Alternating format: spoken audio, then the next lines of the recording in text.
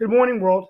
This is Steve Rao, the host of World Edition, Pod TV's World Edition. In our World Edition, we talk about news from around the world, innovation, and a continual discussion of an ever-changing world during and after a pandemic. Of course, the pandemic still rages on, with the Omicron variant now another hydra head that has grown in this pandemic. Today, I want to begin my monologue on Pearl Harbor. I apologize yesterday. In the midst of everything going around the world, we forgot to talk about one of the most infamous days in American history, December 7th, 1941. I took some time to reflect on Pearl Harbor, and after this monologue, we're going to talk about Ukraine, and I'm going to close out with the Ukraine and the situation later in the show. What can we learn from Pearl Harbor? We're living in very disruptive times. COVID-19 has killed more citizens than in the United States than 9/11 and Pearl Harbor combined. December 7, 1941 was one of the worst days in American history, as 2,541 soldiers' lives were taken on a surprise attack by the Japanese. This day began our entrance into World War II, but also the beginning of the greatest generation our nation and world had ever seen. Young men serving their nation and the Allied forces along with them to defeat Nazi Germany and fight for freedom in the United States and around the world. What would the world have been like had this greatest generation never stepped up to be true heroes and lead the Allies to freedom, conquering freedom and oppression? It didn't dawn upon me until I was with my family in Normandy a few summers ago, and I heard stories of how these men came in on an amphibious attack and a land attack. And as soon as they landed, bullets took away their lives within minutes of landing. We salute these American heroes and these Allied heroes, along with the brave soldiers and veterans who serve our nation today. They're an everlasting reminder that they are heroes, and that they are heroes not only now, but forever in the annals of history. But we can learn today in America as we fight in a war ourselves against COVID-19 that during dark and uncertain times, when we face great adversity, there's no limit to what we can achieve in the world. President Roosevelt said the only thing to fear is fear itself. And in the midst of a Great Depression, the highest unemployment our nation had seen, democracies crumbling all around the world, he led with Winston Churchill and the other allies a victory for World War II. We see this today, this great heroism in America through our first responders, our first-line healthcare workers during this pandemic, doctors who are doing everything they can to save lives. This is a chance for humanity to once again step up and remember the words of President Roosevelt, that we cannot live our lives in fear. We will not retreat. We will not prevail. We will, as in the musical Man from La Mancha, dream the impossible dream and reach the unreachable star. And we'll do it through faith, sacrifice, and unity. Today, as we begin the show, we honor the Lion of the Senate, the late Senator Bob Dole, a presidential nominee for the Republican Party in 1996, a World War II hero. We also remember the late former President George H.W. Bush, a World War II hero, and any other World War II veterans who are alive today. And we also honor their families. On a personal note, my grandfather, Major S.V. Rao, was a World War II veteran. He fought the Japanese in Burma, so our family has a connection to World War II ourselves. May God bless the United States of America and the world today as we remember this day of infamy. And we will also be talking about the disruption of democracy with Ukraine on the show, the situation in Ukraine. Join me now with Mark Lee, co-host of the show, along with Shaquille Latimer from Down Under. And the topic of the day today, and Nick Paladiva, our boss and owner of the network, is that Pearl Harbor wasn't talked about much on any major news network. And for our viewers, I'm sorry myself as the host of the show that there's just so much going on, but it really makes you wonder, does history get away from us? And 60 years from now, for example, will we be talking about 9/11? But I don't want to spend the whole show on this, but we'll start with Shaquille Latimer. What are your thoughts about Pearl Harbor and World War II? The emotion for me hit it when I was with my family in Normandy and saw all of these great stories and heard these great stories of these war heroes from all walks of life coming together, and just seeing it firsthand was very emotional for me.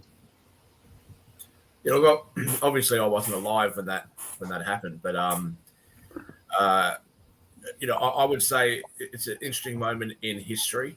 The United States was kind of forced into the war because of it. Japan made that declaration of war, and Italy and Germany, I think, in the following week, had declared war on the United States as well. But it sort of forced the United States into the war, where previously the United States had tried to maintain this sort of holier than thou neutrality, and they were quite isolationist, but the United States was trying to make inroads around the world and sort of be imperialists around the world, especially around Asia, and they competed with the Japanese on those terms. So, look, I think it's interesting in the context of today when people say, should the United States and its allies be in the business of nation building? Should the United States and its allies be in the business of going into other countries and other regions and trying to stabilize them in our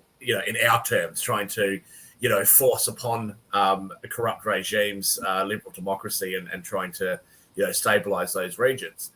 I think we kind of have to, because I don't think that we can be neutral. And I think that Pearl Harbor shows that. You're going to be a target one way or another. And, you do have to make sure that other countries that might have, pursuits against our own interests do not grow so powerful that they're able to do what the Japanese were able to do in China, especially in Manchuria.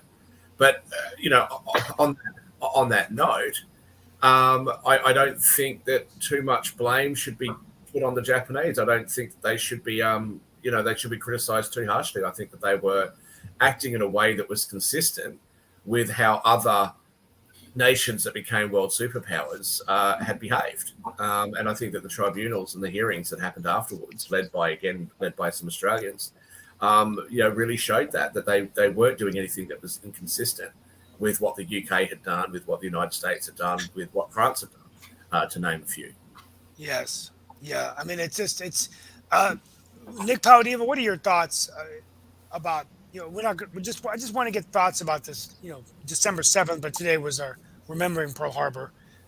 What are your thoughts about what we can learn today in America from what happened to Pearl Harbor in the war, World War II? Well, I think there's a couple thoughts that you can get out of World War II. A, don't invade Russia. That's a big mistake. Ask Napoleon and ask Hitler. B, don't attack America. Play the game risk. Play the game risk. Yeah, right. B, don't attack America. That's a big mistake. So the thing is, I think that's really the lessons that are learned. There's some enemies that, or let's put it this way, there's some countries you really shouldn't pick on.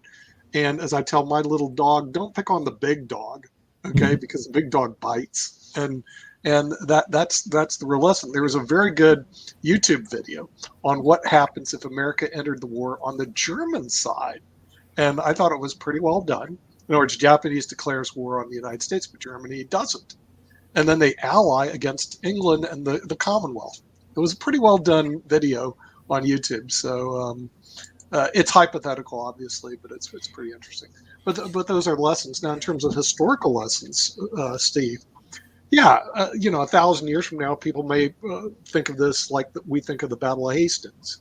No one really remembers it. It's a little footnote in history, even though today it's a date that'll live in infamy. That 1,000 years from now, 10,000 years from now, footnote probably. Okay, I mean that's and Mark Lee, any thoughts before we go into our topic of the day, Ukraine and Russia? A tense call yesterday between Putin and Biden, President Biden. Any thoughts about what to think about Pearl Harbor? Well, I mean, Pearl Harbor is definitely one of those days that will live in infamy. I remember watching some of those movies that portrayed what happened during that time. I also was not alive at that particular time, but definitely have seen some of the movies and have some relatives that are still living that were involved in that struggle and things along those lines. They're like, in the grand and great uncle kind of era and things along those lines. Even though I got to check with my uncle Randy to see if he was involved in things along those lines. But definitely, it was a day that a lot of people will remember. It comes back to something that Nick talks about a lot of times, which is our education system and whether we even teach enough about these kind of things as a general rule. Because a lot of times we don't do a good job of both honoring the past as well as honoring the lessons learned from the past as well. As a matter of fact, there was another individual who I had brought up briefly on one of our past shows who also recently passed away and who was, and I know we were talking about Mr. Dole earlier, but he was involved in one of the amendments. And I know that sometimes Nick talks about the Second Amendment, but there's another amendment that is very basic to our rights as well. And we brought it up on the show before, and that is the First Amendment. And Phil Harvey, who actually ran a major company in the field of contraception and things of that nature, but it's a company called Adam and Eve. And he actually was, in the middle of a long legal battle that lasted for about 30 years between the years of 77 and 2007. And eventually he won that case. So he was definitely a hero, even though he had his office way back in 1986 here in the Carrboro area, which is a town not that far from Durham, raided by 37 armed local law enforcement agencies. And for the next several years, he defended against the claim of obscenity. And, that's one of those things that one person's obscenity might be another person's great art. And eventually he did win the case and all of that. And he is definitely seen as a hero in both the philanthropic community as well as some of those communities that are dealing with things around the field of sex education and just sexual health in general. So like I said, he just recently passed away. I believe that his date of passing was December 2nd. So that was just not that long ago and everything. So just wanted to give a salute to a man that actually stood up against what some people might consider a oppression thing in that regards as well. So like I said, I know a lot of people that would not have put up with that fight, but he definitely did put up with that fight and definitely went into a major battle with them and was one of those folks that actually won the battle. And that is part of the reason that organizations like Planned Parenthood and others are able to provide the contraception that is needed and all of that. So thought I'd just bring his name up as well in the course of the conversation. And then we can go on to Ukraine, unless Nick's got some thoughts about his fight, since he is our legal expert in addition to being our boss. Well, I do have some thoughts on your First Amendment thing. Okay. We are not able to distribute to the BBC right now. Cannot do it. And also Brisbane 7, which I tried to get to just to mess with Shaquille. Okay. But here's the reason why. Facebook, I have too many groups on Facebook. I sign up for too many groups and they shut you down. Okay. I'm automatically. Now, here's a very interesting lawsuit that's going on right now. Facebook was sued for $150 billion. Why? Is because they have all these posts on going after the Muslims in China, and they said that they allowed too many negative posts on that. So here's the situation. For me, I try to get on groups and I get shut down. But if you put hate speech up there on Facebook, well, that's okay because it brings more viewers. All right. But the thing is, the legal areas, and they're sued in the Commonwealth, by the way. So they're not being They haven't brought the suit to the United States yet, but they're trying to extract 150 billion out of them. Also, if you're going to look at media, there's a company called Instagram, and Instagram right now is going through hearings, which I don't understand. And Instagram, we don't really use it that much, but the whole thoughts on that is that that it hurts people's mental health to be on Instagram. Now, my question is this. It doesn't make any sense to me, but I've heard the arguments, but still doesn't make sense. Well, Ashley got on Instagram, and her body doesn't look like Cheryl Tiegs, and so she's having a mental breakdown because she's small, fat, and ugly, and they're not, or whatever. It just, and so now they're having mental breakdowns. I don't get the arguments. I mean, it's like, hey, all the perfect people apparently show up on Instagram. The imperfect people don't. I'm imperfect, hence I'm bad, hence I have mental breakdown. It's all Instagram's fault.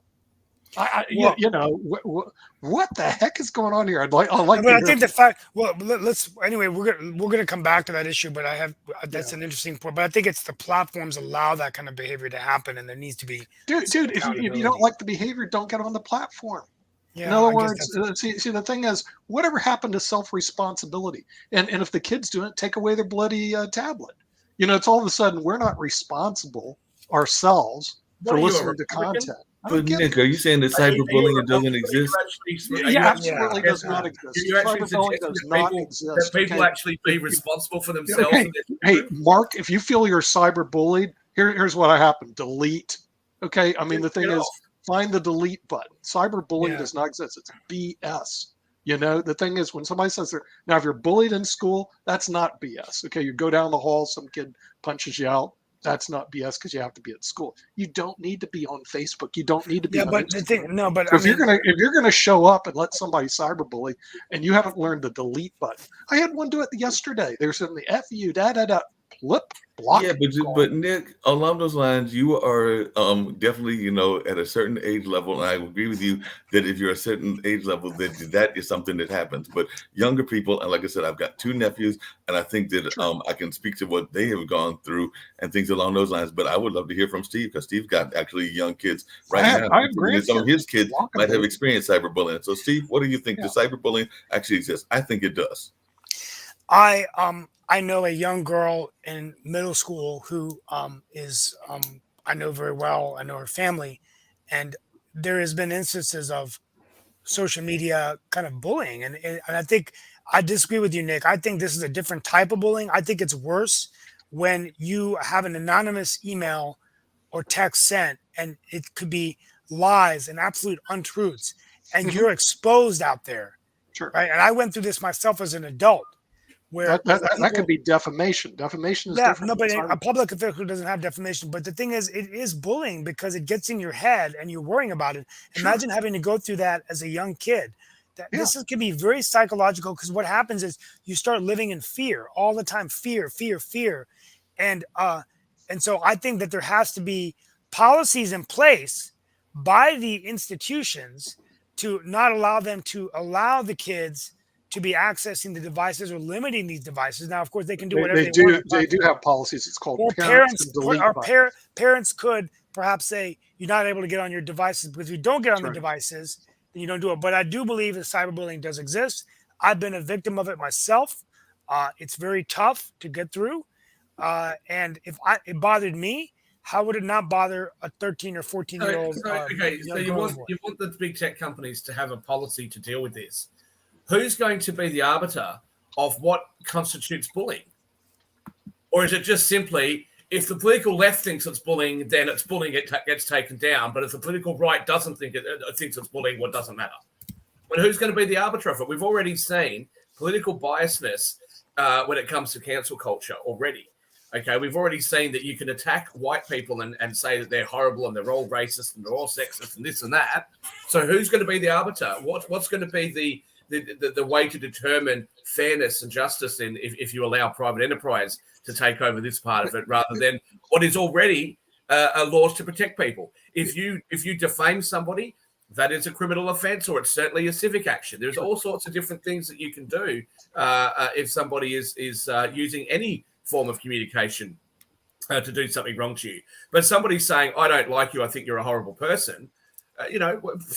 What do you want big tech to do about it? And we've seen so far that big tech seems to like it if Democrats do it and people on the left do it, but they don't like it if people on the right do it. And the thing is, the solution is there. See, here's the problem with education to the kids and the people out there. Because I got cyberbullied yesterday, okay? It's not unusual.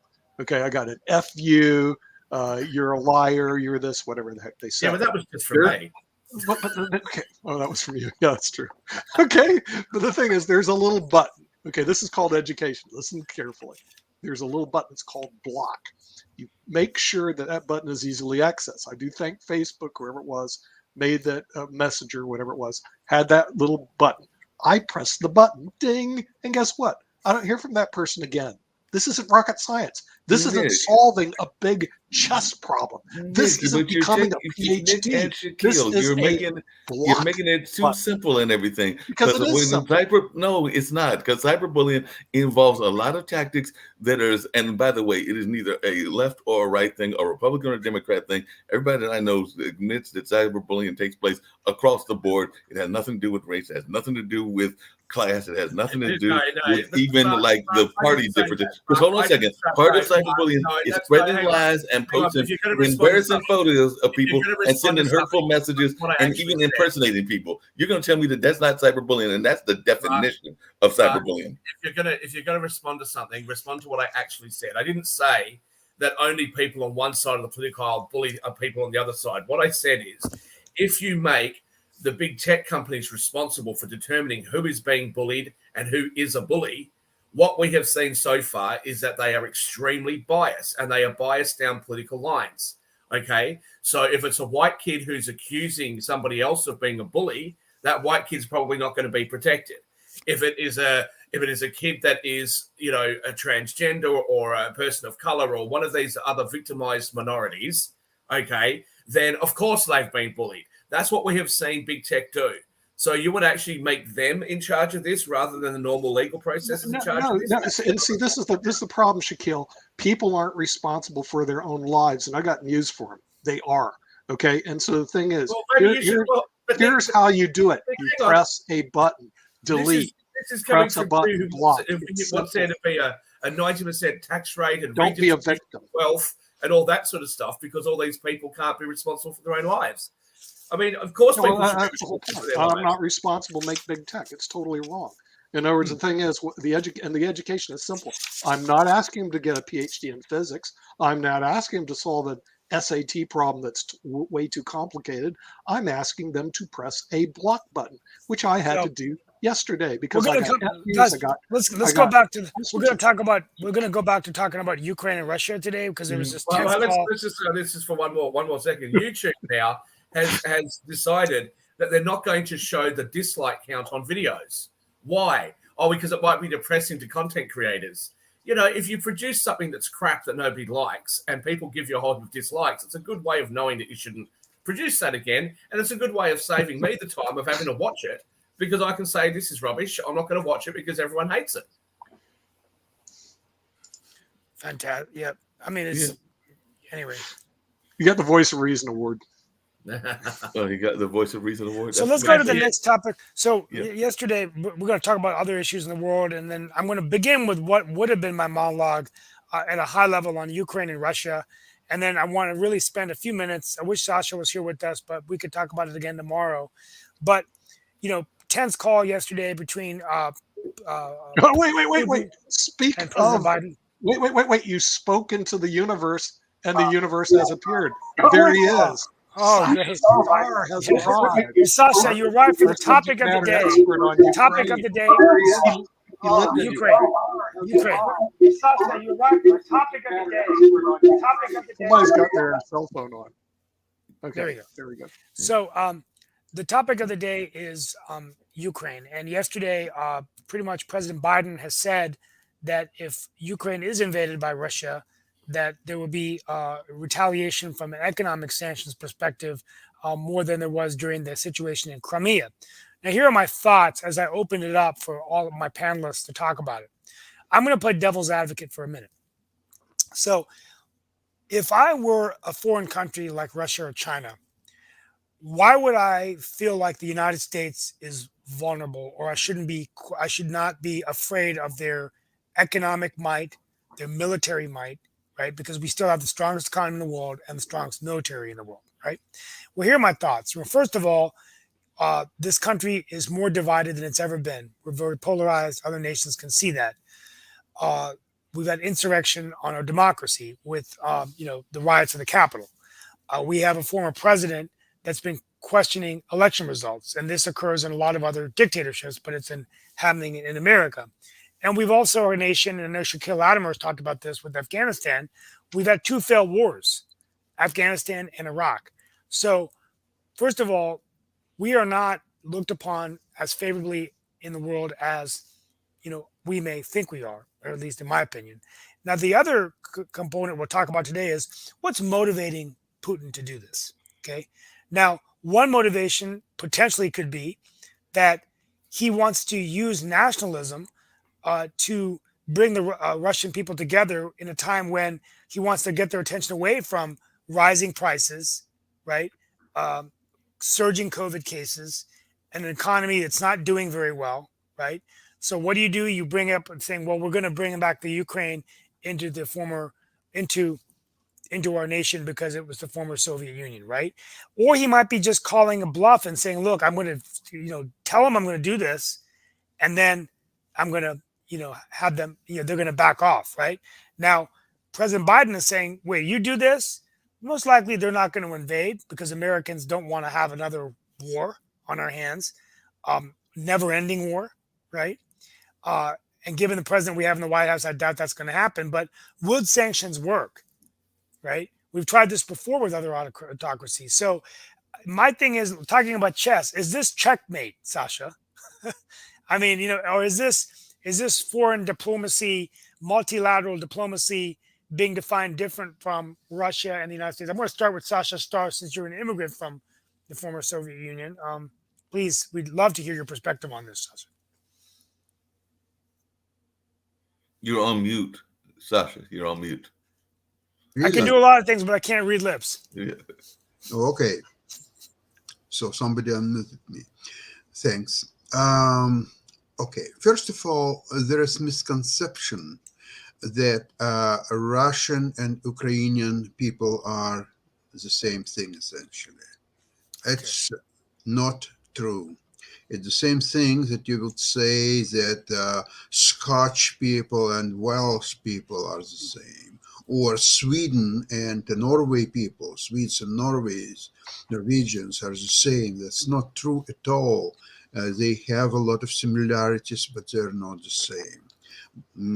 Sometimes, for example, Czech and Slovaks, they're not the same, and it was one country, but then they very peacefully separated into two countries. Why? Because they're different, and they don't want one always think about what the other side would think and coordinate all that. They want to have their country. It's very similar to what Poles are saying now, that Poland is for Poles. So, by the way, you never thought about why Nobel Prize is celebrated and they have two different ceremonies very close to each other. One is in Stockholm and one is in Oslo. Mm-hmm. Is it Sweden Prize or Norwegian Prize? Nobody knows that. But when Nobel Prize was first conceptualized and given, it was the end of 19th century. It was the same country. Sweden and Norway at that time was one country.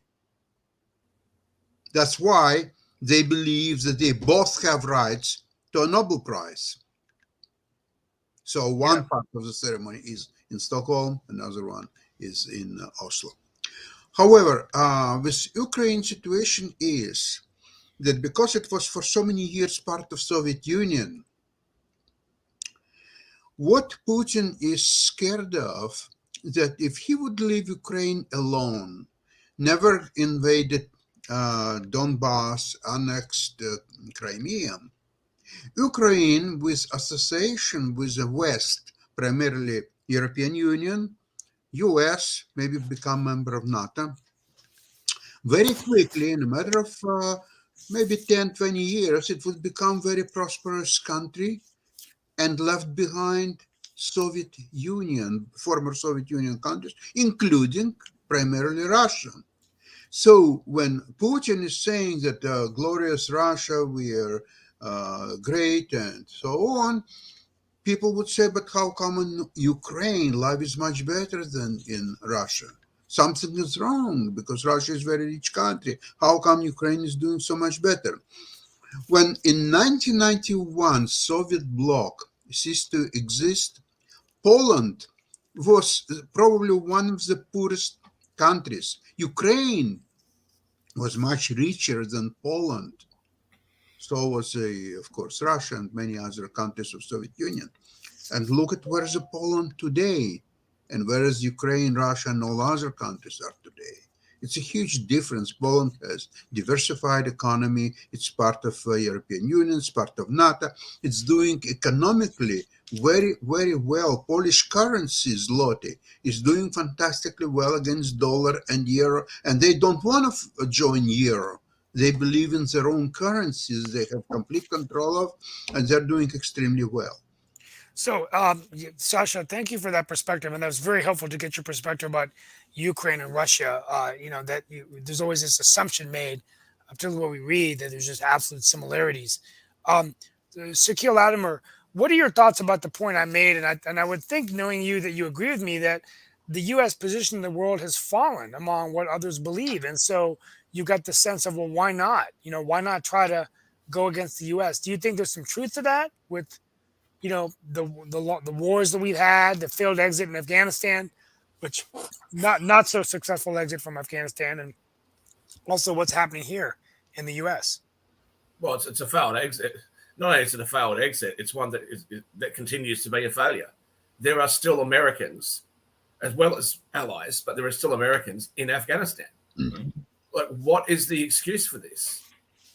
Like under what sense of kind of, I don't know, morality is there for a nation to leave Americans in Afghanistan? I don't get it. You can't just say, well, I'm turning the page on that. There are American families right now, today, who have got loved ones in Afghanistan that they can't contact, that they're worried about, that have no idea what's happening to them. The press has largely stopped covering it. You've got aid workers and NGO workers still in Afghanistan. You've got allies still in Afghanistan. How can this happen? How can we allow that to continue? So yes, if I was another foreign superpower, why would I care? I mean, you can criticize Putin, you can compliment Putin depending on how you feel about him. But I mean, it's not like a war between the United States and Russia is going to result in the United States winning.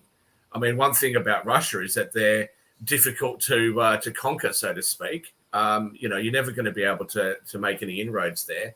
The best you can do is put sanctions on them, but they've had sanctions on them for quite a long time as it is. I think that going up against Russia at the moment, what do they have to fear? Well, what exactly are they worried about? And, it's one thing Nick mentioned before. The United States has the world's largest military. It's not necessarily the truth, actually. I think China actually has more vessels in the ocean. I think China has more people there. Is the military? They have World War I vessels. Yeah, that don't count. Is the military stronger? Well, we know that Russia and China have hypersonic missiles now, nuclear missiles. I actually think that the United States probably does as well. They're just not telling anyone they've got it because the United States likes to have a couple of aces up its sleeve. So I wouldn't think that other countries have developed weaponry that the United States hasn't and its allies hasn't. But again, why would you be afraid? Because even if the United States military was bigger than what it is, you can't really overtake Russia. And also, I mean, the climate in Russia is inhospitable. I mean, it's impossible to bully them into submission. So, I think that it needs to be dealt with a little bit better. And in the current administration, I can't see that being the case. However, when any political leader or when countries make decisions, they base them on the long term. It's not like you would have a conflict between Russia that would only last up until the next election in the United States. So, you're more than likely going to get a more popular president, somebody who has a lot more control and influence over Congress than what you currently have. That's more than likely going to be the result of the next election. So, it would be folly, I think, to enter into a conflict with the US thinking that because there's a apparently weak leader today, that there's going to be a weak leader after 2024. Mm-hmm. Well, isn't there an issue of also the thing is what Putin didn't want? He doesn't want Ukraine to join NATO. I think that's his big angst, But now the thing is, let's look at Ukraine. Ukraine probably wants to join the European Union. Maybe Britain doesn't want to join it, but Ukraine may because they're not stuck up like the Brits. So the thing is, they may end up wanting to become part of the European Union, and that, of course, also could give angst to. Well, why doesn't the United States join the European Union?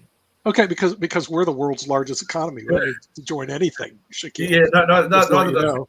Okay, I'm not talking. I'm talking about that. The British people. The British people are more than capable of running their own domestic political affairs. I'll be nice. I'll be nice to them tomorrow when we join the BBC broadcast, because it looks like I can't get on BBC today because I have too many invites. Whatever, they have stupid rules at Facebook.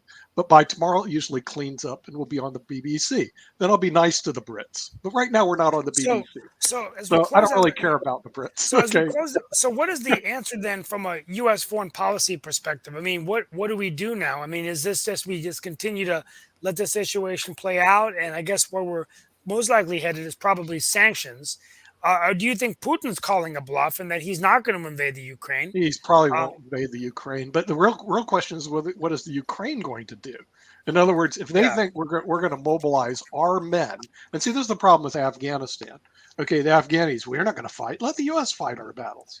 I mean, and also the President Zelensky from Ukraine has been very pro-West. So being pro-West doesn't tell me what are you going to do. It's like Mr. Wonderful on Shark Tank. What are you going to do, Ukraine? Are you going to fight if they invade? Are you going to fight? Or are you going to lay down your weapons like 400,000 Afghanis do? But so it's really up to them. Ukraine supported. I think Ukraine supported like somebody that Putin was backing already, right? There was a revolution or something. Shasha, go ahead. Sorry. Mark. There is one country which is watching with great interest of what's happened with the Ukrainian affair. The name of this country is China. Yeah. China is testing the US and the West resolve to stop Putin from invading Ukraine. By the way, it's a bluff. He's not going to invade Ukraine because even if US and West will not help Ukraine, Ukraine will inflict unacceptable damage to Russian forces. They will fight for every house, for every street. It's not going to be Donbass. It's not going to be Ukraine. So the Ukrainian people will fight then? They will fight all the way. They don't like the Russians to come into their house. Okay, just run up. Oh, they love their own countries. They love their own land. Yeah. And they will not let Putin. It's going to be a horrible mistake for Putin to invade. And I think he's a very clever man and can understand all that. What he really needs, he needs to bring West to Russia's terms of what to do next. He believes that the Potsdam Conference of 1945 is no longer working, but he is right. And it hasn't been replaced with anything else. So it's kind of a loose a situation where everybody can conduct its own foreign policy and do whatever he wants, and so on. And he wants to have a basic understanding. Okay, this is your sphere of influence, and this is ours. You don't go into our sphere. We are not going to touch you over there. U.S.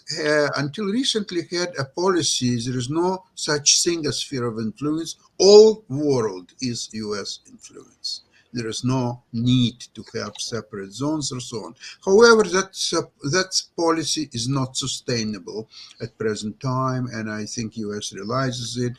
And it also wants to, because of this coming threat of China invading Taiwan and so on. That's a real one. It's not Ukraine. Putin will never touch Ukraine.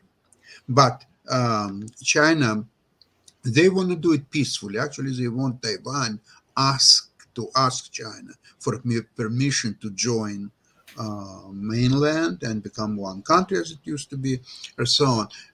That's not going to happen unless there will be certain conditions created by China where Taiwan will be actually blessed to do exactly that, to avoid much more dangerous scenario.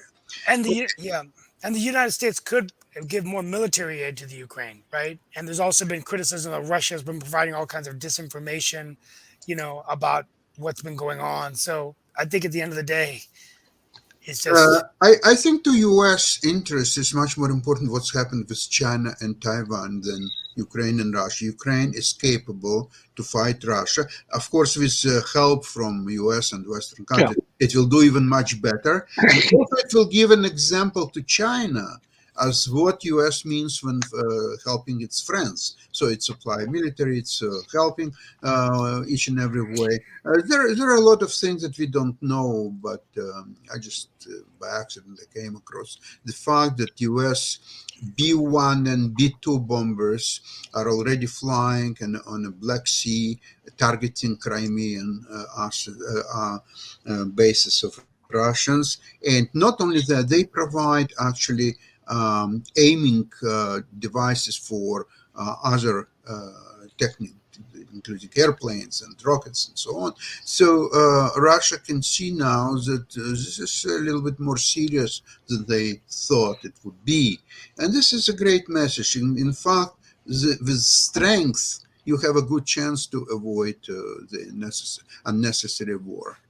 Right. Okay. Real quickly, Nick, before what you want to comment, I just want to go through just sort of a rapid fire of things going on in the world. So, first of all, in the United States, they've announced $400 million of vaccine distribution to Africa. The federal government has signed a bill to prevent defaulting, at least until April. Interestingly enough, the Robert E. Lee statue in Charlottesville is being melted down to create an artwork.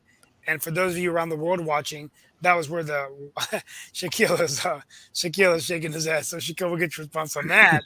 A $768 billion defense policy bill is being passed. Chris Cuomo's book has been canceled. No surprise there. And I'm trying to see what else is going on. It's and Germany has a new chancellor, Olaf. I can't remember what's his last name. Olaf Scholz, right? Yeah. So, but anyway, Shaquille, you were shaking your head. That's because he loves Chris Cuomo. It's funny how it went from, look, we just don't want the statue to be in the park. We're going to move it to a museum. To let's melt it down and turn it into artwork. Melt it, baby. Melting. We're not trying to destroy history. We're not trying to, and then give the left an inch. They take a mile. Yes, they're going to destroy history. They're going to melt it down. They should be moved to museums. He did commit treason against his country. Well, sure, George Washington. Go ask Shaquille. Really? George Washington was a traitor. I mean, you see, and that's the problem. History is made up by the winners. Okay, but if you look at George Washington, he was a traitor to the crown and a slave owner, and we worship him. Come on, Steve. I mean, the thing is, this is and so now the thing is, you're crucifying Robert Lee. Now, granted, I agree he shouldn't be sitting in my face everywhere I go in public spaces. He should be in a museum. Museums are great for where you store history. The problem is is that the South, particularly, used all this as part of their containment policy, whatever the heck they were doing, and they put these statutes of crazy people all over the place. Take your crazy people, put them in museums, but now they're melting them down. I didn't know they're doing that, but maybe the statute wasn't worth anything. You know, Maybe you got to look at some nice art. Maybe the statute was horrible to begin with. It was done by John Nobody, and no one really cares.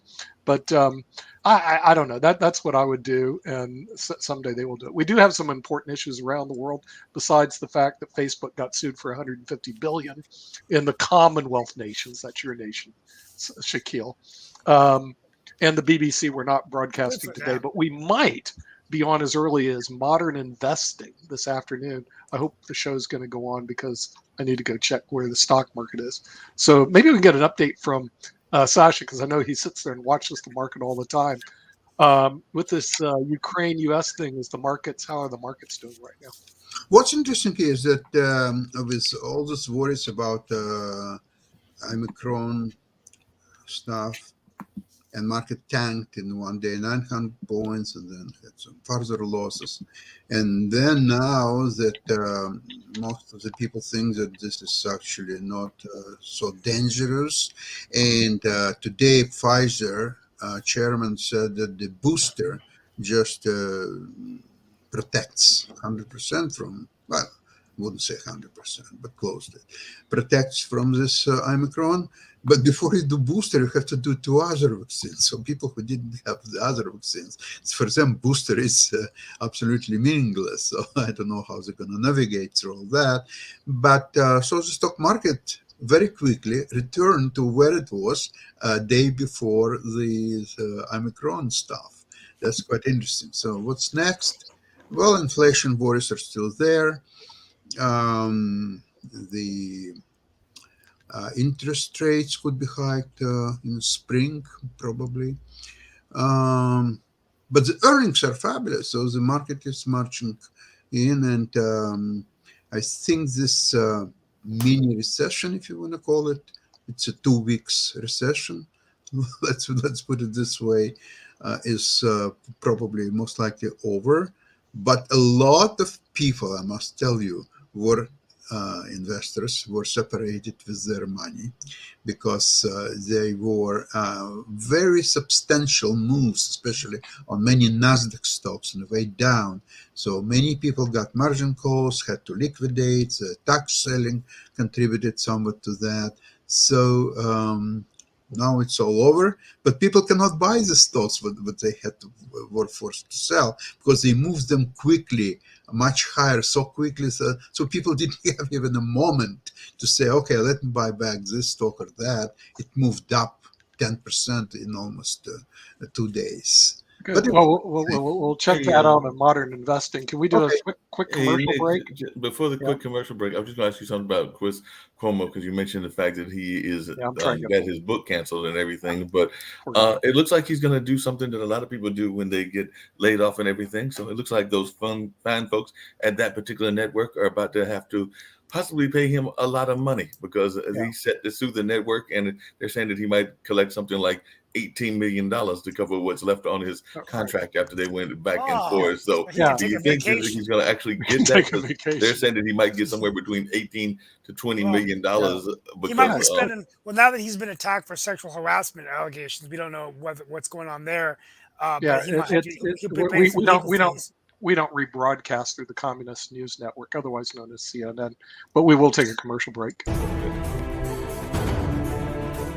One of the things that business owners forget a lot is to prepare for their own retirement. Hi, my name's Nick Palavita, and today I'm with a very special guest, a certified financial planner, a chartered retirement plan specialist, and president of National Pension Partners, Max Couliet. Max, tell me what you do at National Pension Partners. Well, Nick, we help successful small businesses and professionals put together retirement plans that provide them the maximum retirement benefits and big tax deductions at the same time. Well, how do you do this? Well, we get on an internet conferencing system with the client.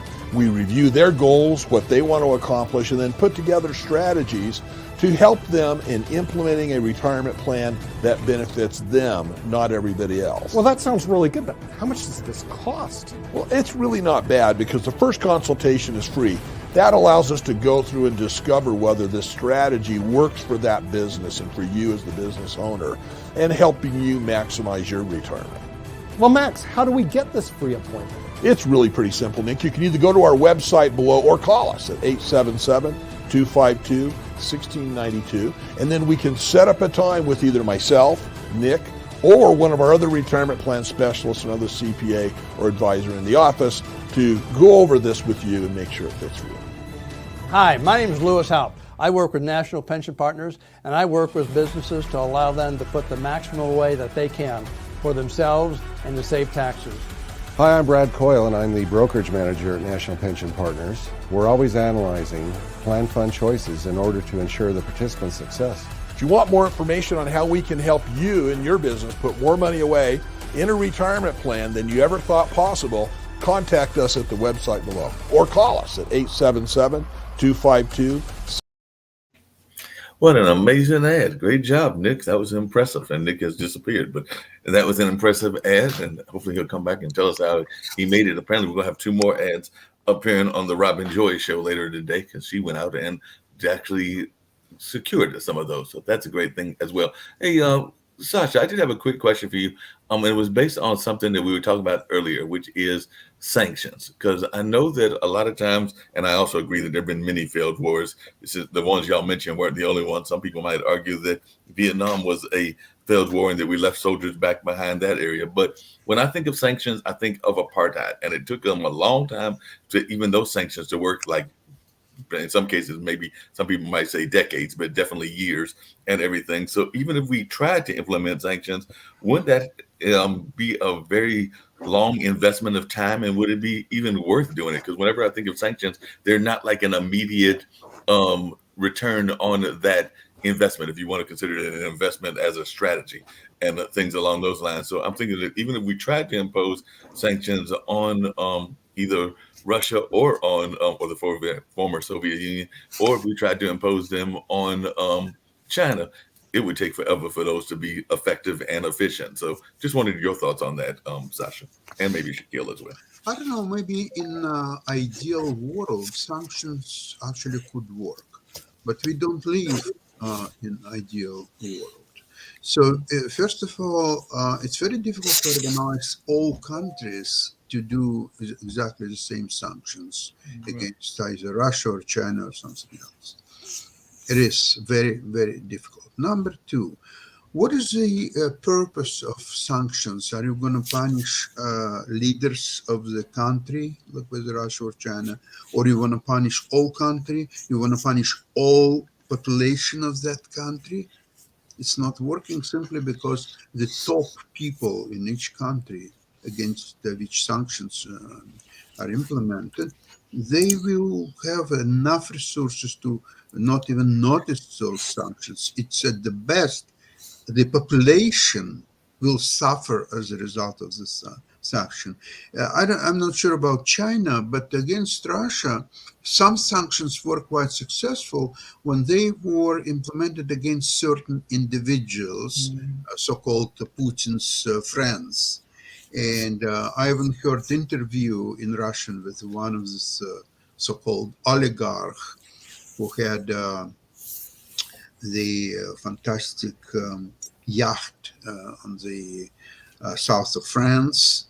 And when he was coming there, I think it was Antibes, when he was coming there, the people running the local restaurants, they knew when he's coming, and they were bringing on yacht his famous and his best loved food. And he, of course, he enjoyed himself several times a year for a few days here and there. And all of a sudden, when sanctions individual sanctions were in place, he simply couldn't go over there. He was banned from going to his famous yacht on the south of France. And he was complaining that, oh my God, look, What did I do wrong? I live in Russia. I love my country. I do my best, but I cannot come, and I'm missing this fabulous French food, and I'm suffering now. I can't even get normal cheese to have, and my life now is hell, and I hate it. And I was surprised that he openly complained it in the open air, but at least that shows how annoyed he was without his beloved French food and cheeses and wines and everything else. So that, as evident, it says it works. So maybe this is something to consider.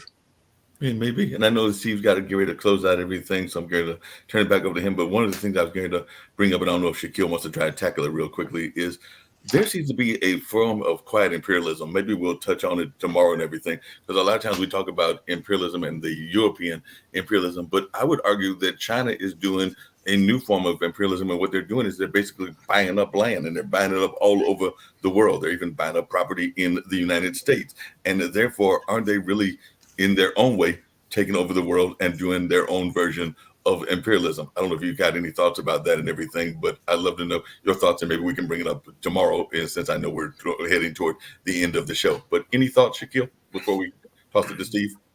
Well, it's not just the Chinese government; it's Chinese people that are doing that. But what are they supposed to do? I mean, they can't buy American goods because America doesn't produce very much anymore, other than oil and stuff like that. What are they supposed to spend the money on? Yeah, buying debt at a time when the US is heavily inflating its currency. They're supposed to invest their money elsewhere. I mean, that makes economic sense for China. I think that a good way of being able to develop things better for us in the West is to trade more with China, and sell them more things that they want to buy from us. But until we do that, of course the Chinese should be doing that. They're trying to increase their trade routes around the world. Perfectly rational thing, reasonable thing for China. The question is, why are we in the West not doing the same stuff? Because we're not Tesla. Tesla did put their factory in Shanghai.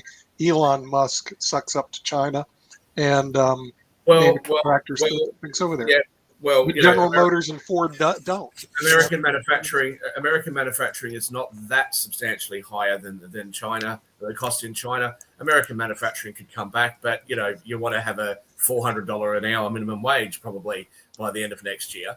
And what I will just say is that the lawyer minimum wage? Or what are we talking about?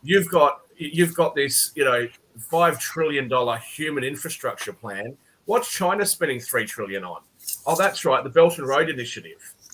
And America, you want to just blow a whole heap of money on stuff that's not going to improve the lives of the population folks, as a whole.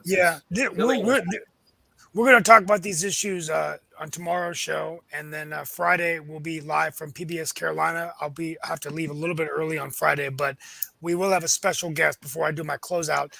Caroline Griffin tomorrow will be with us from NC Riot to talk about the Connected Communities Conference, which is a smart cities conference. So we're going to have her for about 20 minutes. Real quickly, here's my closeout. Not my last jab, but my last comments for today. Yesterday evening, I attended with my wife at the Executive Mansion the 30th anniversary of First Flight, which was the first business and technology and science incubator that was founded 30 years ago in North Carolina. What was interesting is that over 400 companies have launched from First Flight. And the idea is high science, high impact companies. Two of the companies that spoke were United Therapeutics, which is doing great things across the country, 1,000 employees now, 500 in the United States, and Nala Systems, another innovative company. And there were a number of other companies that spoke. At the end of the day, First Flight has resulted in $10 billion of investment in North Carolina. And this whole idea is launching your companies to liftoff, getting the capital, getting the seed money, and launching your venture to new heights. On that flight theme, they unveiled their 30-year plan, which was quite inspiring. My final thoughts are hearing Chris Chung yesterday, our head of economic development from North Carolina. perhaps there is silver lining in the clouds. In 2020, Chris told the audience that there was 147 announcements, 20,000 new jobs, and $6.1 billion of investment. In North Carolina in 2021, we have 162 announcements, 22,000 jobs, and $9.7 billion of investment. Now we're seeing a reduction in North Carolina in foreign direct investment because of the concerns of coming to the U.S., travel restrictions, but a significant increase in manufacturing, with just yesterday Toyota manufacturing mentioning a multi-billion-dollar deal in North Carolina in Randolph County, creating thousands of new jobs, and there was a lot of incentives given by the state. But once again, manufacturing up because there's such pent-up demand, and we're seeing those jobs in North Carolina.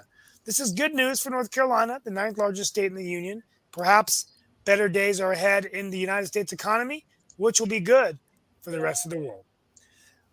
We'll be looking forward to bringing First Flight back on our show, maybe next week or in the new year. Capital, capital, capital. We need it to survive and thrive, our businesses in North Carolina and around the world. We'll be back tomorrow with another edition of World Edition. I'm Steve Rao, your host, signing off today. Be safe, be merry, happy holidays, and see you tomorrow.